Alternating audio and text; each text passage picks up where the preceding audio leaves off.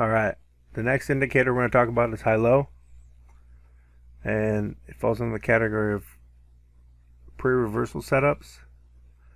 The strengths for this indicator: pre-candle setup, candle setup confirmation, entry setup. It helps us to avoid high wick stopouts. If you've been trading any amount of time, you've probably seen it. You get into a trade, a few candles later, price spikes up really high and then turns around and moves in the opposite direction.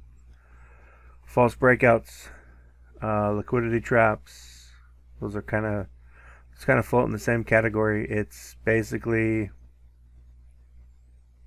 the sharks, I guess you could say, and or banks trying to get liquidity. I don't know that 100% of the time because I don't have facts, but it's talked about they need liquidity, and the only way to do it is to take out stops and sucker people into trades, and it does happen. And so this helps with filtering out basically being the sucker, because I don't want to be the sucker, and I'm sure you don't. Trend direction: higher highs, higher lows. False signals, especially range bound, sideways price action. Recalculates. Continues to move higher and lower as price moves in either direction. As a new high approaches, it will move up with that. And so there's just some things to be aware of. Okay. What I'm looking for is basically, I'm looking at the wicks. This made a final high. I know you can't really see it. Let me zoom in a little bit. This made a final high.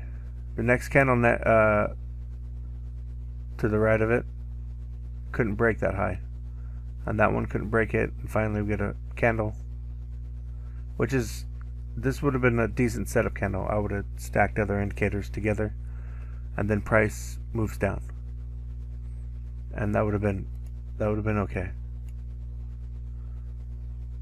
And you'll notice that with your wicks. If you just look at your wicks, like this made a final high. This one couldn't break it, couldn't break it. This one I believe is higher in it. Next one, the indicator would have been on this one, and then what happened was I would have got in on this trade on this candle because I like the setup. Prices looks like it's moving, becoming exhausted, run out of steam, and so I would have got in here. However, my stop would have been right here. What happens? Price moves up, like I was talking about earlier, false breakouts, and then what happens? Price finally rolls over. So I would have been stopped out of that trade and a little frustrated because it happened, but it was a little too early. And so that's why I use this to wait.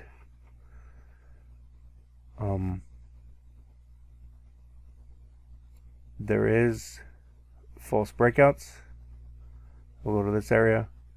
So what happens here? It's sideways, right? And then slowly it starts to move down, down, down, and then we get this big huge candle.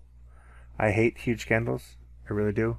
I'm particular how I trade in candle big candles. If it's not real, if the candles to the left of it aren't the same size as my entry candle, I won't get in. I'll hesitate. So what happens is it breaks down. People probably poured into this trade thinking it's a breakout trade. And what happens?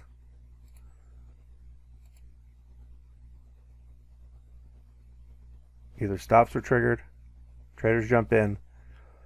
Now they have to sell their positions, meaning they have to buy them back, and then price moves up on them. And that's one of the reasons why I use it.